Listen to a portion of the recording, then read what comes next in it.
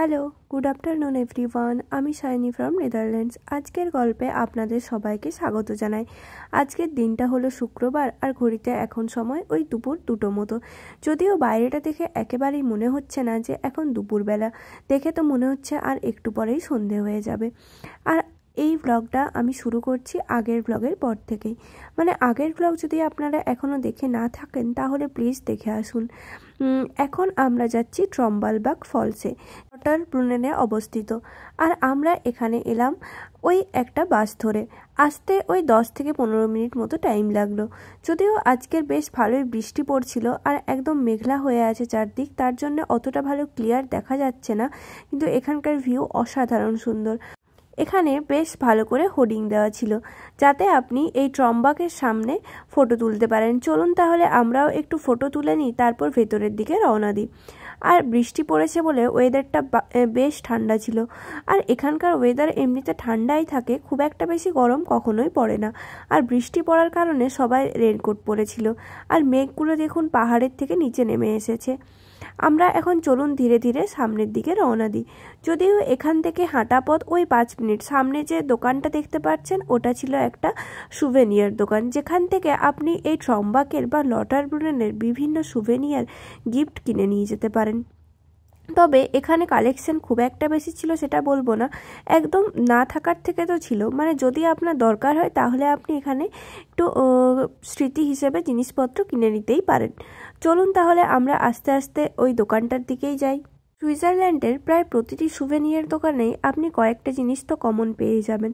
এক হলো কাউবেল, 2 নাইফ, আর 3 হচ্ছে ফ্রিজ ম্যাগনেট। ফ্রিজ ম্যাগনেট তো সব জায়গাতেই পাওয়া যায়। এখানেও ফ্রিজ ম্যাগনেটের একটার দাম ছিল ওই 4 সুইস ফ্র্যাঙ্ক আর 3টের দাম ছিল 10 সুইস ফ্র্যাঙ্ক। চলুন তাহলে আমরা এবারে যে নদীটা দেখতে পাচ্ছেন এই নদীটার স্রোত দেখেছেন? বাপরে বাপ, দাঁড়ান আপনাদেরকে একটু সামনের থেকে দেখাই।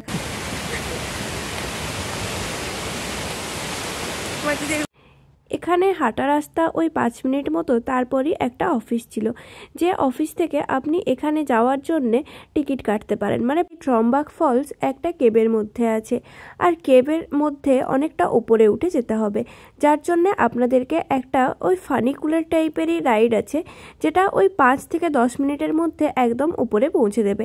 তার জন্যে আপনাদেরকে একটা টিকিট কাটতে হবে, যার প্রাইস ছিল ওই 12 সুইস ফ্র্যাঙ্ক মতো।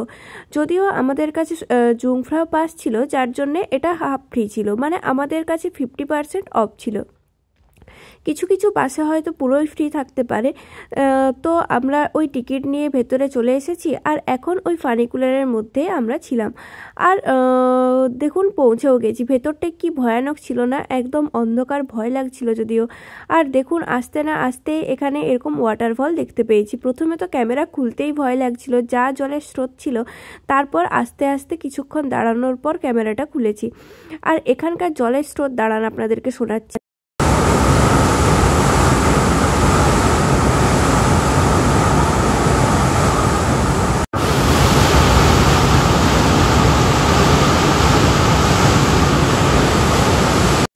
যদিও একবার করে মনে হচ্ছিল যে ওই দিক থেকে যেয়ে যদি ভিডিওটা করতাম, তারপর ভয়ও লাগছিল, যদিও তাও একবার করে নিয়েছিলাম। দেখলেন তো কি জল, বাপরে বাপ, বিশাল স্রোত ছিল কিন্তু জলটার।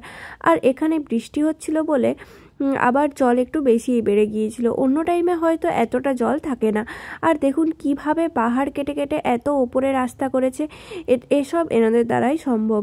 পুরো পাহাড়ের মধ্যে এই কেভটা তৈরি করেছেন। সুইজারল্যান্ডের বার্নেস ওভারল্যান্ডে এই ট্রম্বাক ফলস অবস্থিত। আর এটা একটা এর ভেতরে 10টা হিমবাহ যুক্ত হয়ে এই জলপ্রপাতটা সৃষ্টি করেছে।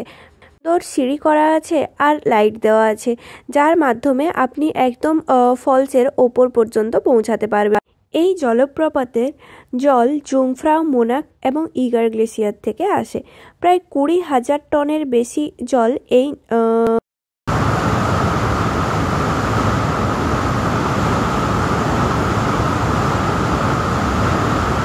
ওয়াটারফলটি একদম পাহাড়ের মধ্যে। আর এই পাহাড়ের মধ্য দিয়ে যাওয়ার পথ, টানেল, গ্যালারি এসব দিয়ে করা আছে। এটি পৃথিবীর একমাত্র জলপ্রপাত যা এভাবে দেখা যায়। আমরা তো ফানিকুলারে করে এখানে আসলাম, আপনারা চাইলে কিন্তু সিঁড়ি দিয়েও আসতে পারেন, একটা ছোটোখাটো হাইকিং হয়ে যাবে। আর রাস্তাও বেশ খাড়া, কিন্তু আসতে গেলে একটু সাবধানেই আসতে হবে। আর এই ওয়াটারফলটার সবচেয়ে যে আকর্ষণীয় জিনিস সেটা হলো এটার সাউন্ড। মানে একটা ট্রেনের সাথে ছুটে আসা জলের শব্দের থেকেও এর শব্দ অনেক বেশি। এতটা সাউন্ড হওয়ার কারণ এটি পাহাড়ের মধ্য দিয়ে যেহেতু বয়ে যাচ্ছে, সেহেতু জলটা নিচে পড়ার সাথে সাথে সাউন্ডটা ইকো হয়ে আরও অনেক দ্বিগুণ করে।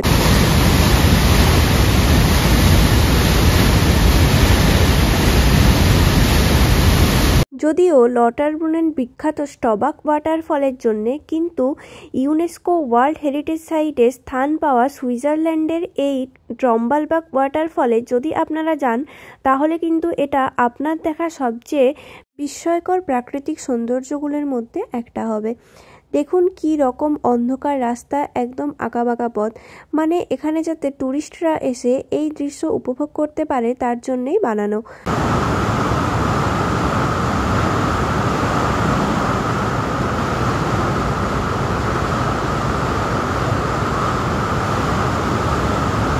আমাদের ওয়াটারফল দেখা হয়ে গেছে, আর এখন আমরা বাইরে বেরিয়েও চলে এসেছি।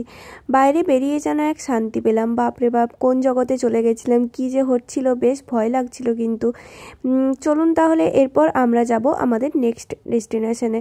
তার জন্যে আমরা ওয়েট করছিলাম বাসের জন্যে। আর এখানে প্রায় 10-15 মিনিট ছাড়া ছাড়াই বাস আসতেই থাকে, খুব একটা বেশি ওয়েট করতে হয় না।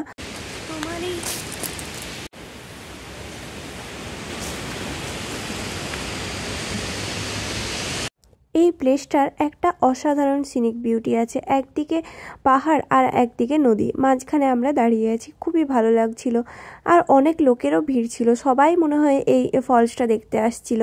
আর কত বয়স্ক বয়স্ক মানুষ এখানে এসেছেন, তাদেরকে দেখে তো আমরাই লজ্জা পেয়ে যাচ্ছিলাম। তো এতদূর যখন এসছি, এই হোর্ডিংয়ের সামনে একটা ফটো তুলব না, সেটা কি হতে পারে? একটা ফটো তুলে একটা ভিডিও বানিয়ে নিলাম। চলুন তাহলে, আমাদের বাস এরপর চলে এসেছে। আর বাস আসার পর আমরা এখন চলে এসেছিলাম একটা কেবল কার অফিসে। আমরা কেবল কারে করে এখন যাব স্টেচেলবার্গে, যেখান থেকে খুব সুন্দর একটা ওয়াটারফল দেখা যাচ্ছিল, যেটাও আমি আপনাদেরকে দেখালাম। আর এই কেবল কারগুলোতে কিন্তু বসার জায়গা সেরকম থাকে না, মানে মোটামুটি দাঁড়িয়ে দাঁড়িয়ে যেতে হবে, শুধুমাত্র দুদিকে দুটো সিট করা থাকে। আর আমার মনে হয় দাঁড়িয়ে গেলেই বেশি ভালো ভিউ পাওয়া যায়, কারণ বসে গেলে তো দেখা যায় না। আর এই কেবল কারগুলোতে একসাথে অনেকজন করেই চাপায়।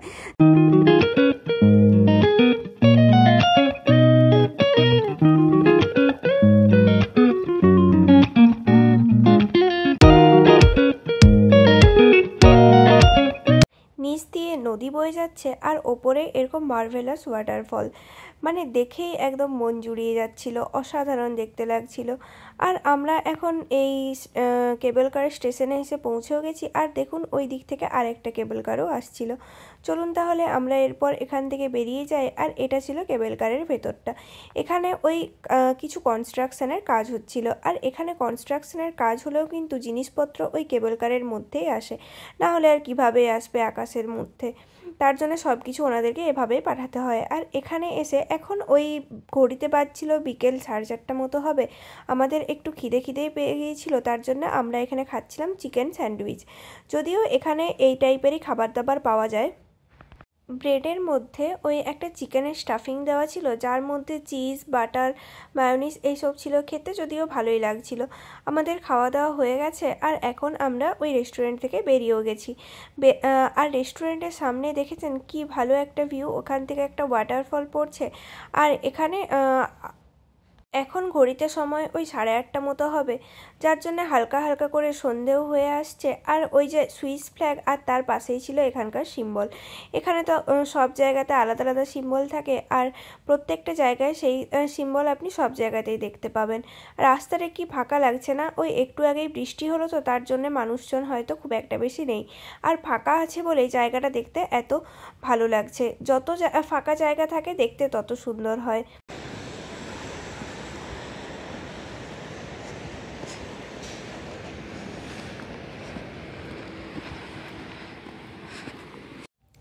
এই এই রাস্তার ধারে ধারে প্রচুর রেস্টুরেন্ট ছিল যেখানে বসে মানুষজন খাওয়া দাওয়া করছিল, আর প্রচুর হোটেলও ছিল এই জায়গাটাতে। কিন্তু ওই যে যদি এখানে হোটেল পেতে চান তাহলে কিন্তু 1 বছর আগের থেকে বুকিং করে রাখতে হবে, না হলে কিন্তু কোনো হোটেল পাওয়া যাবে না।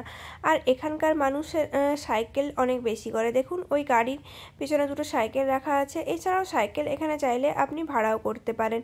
আর এখানে একটা রেস্টুরেন্ট আছে, আর এখানেও তো ওই টাইপের পোস্টার যে দেওয়ালে চিটিয়ে দিলে হবে সেরকম তো চলে না, তার জন্য এরকম টাইপের কার্ডবোর্ডের ওপরে লেখা থাকে।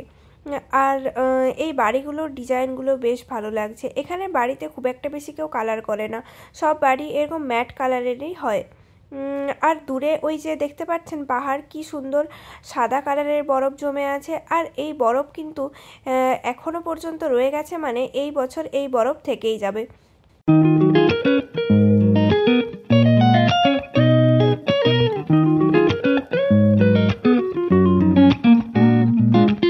আমি কিন্তু এখানে এরকম প্রচুর হোটেল দেখলাম যেগুলো জায়গার নামে নামে তৈরি হয়েছে। যেমন এটা দেখুন জুংফ্রাও হোটেল।